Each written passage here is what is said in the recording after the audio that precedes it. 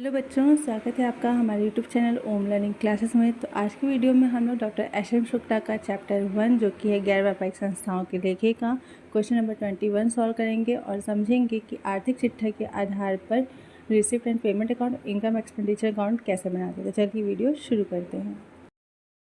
तो क्वेश्चन हम लोग का कि रीडर्स क्लब रांची की निम्नलिखित सूचनाओं से 31 मार्च 2021 को समाप्त हुए वर्ष के लिए प्राप्ति और भुगतान खाता और आय व्यय खाता बनाना है। हमें यहाँ पर आर्थिक चिट्ठा दिया हुआ है और नीचे कुछ सूचनाएं दी हुई हैं। ठीक है, यहाँ पर थोड़ा सा आप ध्यान दीजिएगा कि जो आर्थिक चिट्ठा यहाँ पे मिस प्रिंटिंग है थोड़ी सी, क्या कि यहाँ पे डेट जो है ये 31 मार्च 2020 होगा, क्योंकि हमें 2021 के लिए प्राप्ति भुगतान खाता और आय व्यय खाता बनाना। तो वो हम लोग किससे बनाएंगे? तो उसके लिए हमारे पास प्रारंभिक चिट्ठा रहेगा, उससे ना, यानी कि ओपनिंग बैलेंस शीट रहेगा, उससे हम लोग बनाएंगे। तो यहाँ पे डेट जो है वो क्लोजिंग बैलेंस शीट का दिया हुआ है। ये मिस प्रिंटिंग है, बाकी सारी मदें जो है वो सही दी हुई है, बट जो डेट है वो थोड़ा सा गलत था। तो ये हमारा प्रारंभिक चिट्ठा है, इसलिए ये 31 मार्च 2020 यहाँ पर डेट रहेगा। और ये नीचे कुछ सूचनाएं दी हुई, इनके आधार पर हम लोग को क्या करना है, रिसिप्ट पेमेंट अकाउंट और इनकम एक्सपेंडिचर अकाउंट बनाना है। तो सबसे पहले हम लोग बनाएंगे receipt and payment account. Receipt and payment account में हम लोग को क्या दिखाना होता है? बस दो चीज़ें, एक तरीके से क्या कि हमारा रोकड़ शेष स्टार्टिंग में कितना था और कितना हमें रकम मिला है और कितना हमने पेमेंट किया है, और लास्ट में हमारे पास अभी कितना रकम बचा हुआ है रोकड़ के रूप में। ये चार चीज़ें हम लोग को दिखानी होती। तो उन चार चीज़ों को हम लोग पहले यहाँ पर छांट लेते हैं और उसके आधार पर रिसिप्ट एंड पेमेंट अकाउंट बनाएंगे। तो देखिए, ये हमारा आर्थिक चिट्ठा है। आर्थिक चिट्ठे में संपत्ति साइड में हाथ में नकद दिया है 3000 रुपये। तो ये प्रारंभिक शेष हुआ। प्रारंभिक शेष क्यों हुआ? क्योंकि ये पिछले साल का आर्थिक चिट्ठा है। पिछले साल का आर्थिक चिट्ठे में हम लोग का प्रारंभिक शेष दिया होगा, तो ये हमारा बैलेंस पीडी हो गया। तो सबसे पहले हम लोग रिसिप्ट एंड पेमेंट साइड में इसे दिखाएंगे। ठीक, उसके बाद जितनी भी प्राप्तियाँ हुई होंगी, यानी कि ये जितनी भी प्राप्तियाँ हैं, ये सभी को हम लोग रिसिप्ट साइड में दिखा देंगे। क्यों? क्योंकि प्राप्तियाँ चाहे पूंजीगत हो चाहे आयगत हो, हम लोग उसे रिसिप्ट साइड में दिखाते हैं। तो ये सारी की सारी प्राप्तियों को हम लोग रिसिप्ट साइड में दिखा देंगे बैलेंस बीडी के साथ। पेमेंट साइड में हम लोग क्या करेंगे, जो सारे के सारे पेमेंट को दिखा देंगे। ठीक है, ये पेमेंट किससे संबंधित है किससे नहीं, हमें इससे कोई मतलब नहीं है। हमें सिर्फ और सिर्फ इससे मतलब है कि पेमेंट हुआ है। तो जितने भी पेमेंट हुआ है उसे हम लोग पेमेंट साइड में दिखा देंगे। इसके अलावा समायोजन है, समायोजन को रिसिप्ट पेमेंट अकाउंट में दिखाते नहीं है। लास्ट में है रोकड़ शेष 31 मार्च 2021 को। ठीक है, यहाँ पे बैलेंस सीडी भी दिया हुआ है। ठीक है, तो बैलेंस सीडी भी हम लोग क्या करेंगे, पेमेंट साइड में दिखा देंगे। एक तो देखिए, आपको इससे भी समझ में आएगा कि ये प्रारंभिक चिट्ठा है। क्यों? क्योंकि ये 31 मार्च 2020 का है और ये 31 मार्च 2021 को शेष यहाँ पे 2170 रुपये दिया है। तो अगर ये भी 2021 को दिया रहता और ये भी 2021 को, तो गलत हो जाता है ना। तो इस हिसाब से यहाँ पे ये मिस प्रिंटिंग था। ठीक, तो ये हमारा प्रारंभिक रोकड़ शेष हो गया और ये अंतिम रोकड़ शेष हो गया। ये सारी प्राप्तियाँ हो गई और ये सारी भुगतान हो गए। बस इन्हीं चीज़ों को हमें अपने रिसिप्ट एंड पेमेंट अकाउंट में दिखा देना है। ठीक है, तो सबसे पहले हम लोग उसे बना लेते हैं। तो देखिए, ये हमने फॉर्मेट बना लिया। सबसे पहले टू बैलेंस बीडी करेंगे 3000 रुपये। उसके बाद जितनी भी हमारी प्राप्तियाँ थी, जैसे कि चंदा हो गया, मनोरंजन से आय, निवेश पर ब्याज, आजीवन सदस्यता शुल्क और पुराने फर्नीचर का विक्रय, इन सभी से हमें जितनी राशियाँ प्राप्त हुई थी वो सारी हमने प्राप्तियों को यहाँ पे दिखा दिया। पेमेंट साइड में rent, printing, advertisement, interest, government securities, furniture, books, expenses और entertainment, payment to outstanding creditors, ये सारे के सारे खर्चे भी हमने दिखा दिए। और लास्ट में जो रोकड़ शेष दिया था 2170 रुपये का, उसे भी हमने यहाँ पर दिखा दिया। तो इसमें हम लोग को क्या करना है, सिर्फ और सिर्फ दोनों साइड का टोटल करना है। अगर दोनों साइड का टोटल हमारा मैच कर गया, यानी कि हमने क्वेश्चन सही से लगाया, तो हमने दोनों साइड का टोटल किया। दोनों साइड हमारा 7550 रुपये आ रहा है, यानी कि हमने क्वेश्चन को सही से सॉल्व किया है। यहाँ पे बैलेंस सीडी क्योंकि पहले से दिया है, तो हमें बैलेंस सीडी निकालने की ज़रूरत नहीं पड़ी और इसी वजह से हमारा दोनों साइड का बैलेंस भी बराबर आया है।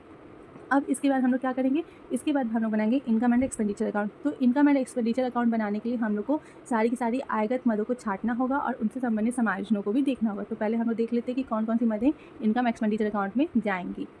तो देखिए, जैसा कि यहाँ पे है हाथ में नकद, इसे हम लोग आय व्यय खाते में नहीं दिखाएंगे। सरकारी प्रतिभूतियों को भी नहीं दिखाया जाएगा। सरकारी प्रतिभूतियों पर उपार्जित ब्याज जो है 125 रुपये। ठीक है, यानी कि पिछले साल जो है वो 125 रुपये प्रतिभूतियों पर ब्याज मिलना बकाया था। ठीक है, तो इस साल मिला होगा। इस साल यानी कि जो ये प्रतिभूतियों पर 475 रुपये का ब्याज है, इसमें ये 125 रुपये शामिल होगा। क्यों? क्योंकि अगर हमारा पहले का कोई रकम बकाया है और अभी हम कुछ पेमेंट कर रहे हैं, तो सबसे पहले क्या करेगा कोई, कि पिछला रकम माइनस किया जाएगा। ठीक है, तो इस वजह से ये 425 रुपये में से ये जो 125 रुपये पिछले साल का, उसे माइनस करेंगे। सॉरी, इस 475 में से 125 रुपये पिछले साल का जो उपार्जित है उसे माइनस किया जाएगा। तो इसे हमें आय व्यय खाते में दिखाना है। ठीक है, उसके बाद क्या है, अदत्त चंदा। तो देखिए, ये पिछले साल का चंदा अदत्त है। तो ये जो 400 रुपये है, ये पिछले साल का अदत्त है। तो नियम क्या कहता है कि पिछले साल का आउटस्टैंडिंग जो सब्सक्रिप्शन है उसे माइनस किया जाता है। तो टोटल चंदा मिला है 2500 रुपये। इस 2500 में से ये पिछले साल का चंदा जो है उसे हम लोग क्या करेंगे, माइनस करके दिखाएंगे। ठीक, और इस साल का जो अदत्त चंदा उसे ऐड करके दिखाएंगे। और उसके बाद है ये अदत्त लेनदार, तो ये पिछले साल से संबंधित है, इसे नहीं दिखाएंगे और पूंजी कोष को भी नहीं दिखाया जाता। तो इन सारी मदों को हम लोग क्या करेंगे, इनकम एक्सपेंडिचर अकाउंट में दिखाएंगे। तो आइए देख लेते हैं उसे भी। तो देखिए सबसे पहले हम लोग प्राप्तियों में देख लेते हैं कौन कौन सी मदें हमारी इनकम साइड में जाएंगी। तो देखिए चंदा हम लोग दिखाएंगे, ठीक। मनोरंजन से आए आयगत मदें, इसे भी दिखाएंगे। प्रतिभूतियों पर ब्याज, ये भी आयगत मदें दिखाएंगे। आजीवन सदस्यता शुल्क को नहीं दिखाया जाता, ये एक पूंजीगत मद मानी जाती है। और पुराने फर्नीचर की बिक्री जो है इसे भी हम लोग नहीं दिखाते, ठीक है। संपत्ति की बिक्री को इनकम एक्सपेंडिचर अकाउंट में नहीं दिखाया जाता, सिर्फ उनसे होने वाली हानि या लाभ को दिखाते हैं, ठीक। तो इसे हम लोग नहीं दिखाएंगे। भुगतान साइड में जाएंगे तो किराया को दिखाया जाएगा, छपाई दिखाएंगे, विज्ञापन को दिखाएंगे, खुदरा ब्याज, इन सभी चीज़ों को दिखाएंगे। सरकारी प्रतिभूतियाँ की हमारी एक पूंजीगत मद है, इसे हम लोग नहीं दिखाएंगे। फर्नीचर और पुस्तकें, ये भी हमारी पूंजीगत संपत्तियाँ हैं, इन्हें भी नहीं दिखाएंगे। मनोरंजन पर व्यय, ये हमारी आयगत व्यय है, इसे दिखाएंगे। और अदत्त लेनदारों को भुगतान 425 रुपये, ये जो अदत्त लेनदार हैं 425 रुपये के, ये हमारे पिछले साल से संबंधित है। देखिए यहाँ पे लिखा ना, अदत्त लेनदार कितने के थे, 425 के थे। ये कब के हैं, पिछले साल के हैं, और उनको इस साल भुगतान हुआ है। तो पिछले साल इन आउटस्टैंडिंग क्रेडिटर्स को दिखाया गया होगा, तो इस वजह से इस साल हम लोग इसके भुगतान को इनकम एक्सपेंडिचर अकाउंट में नहीं दिखाएंगे, ठीक है।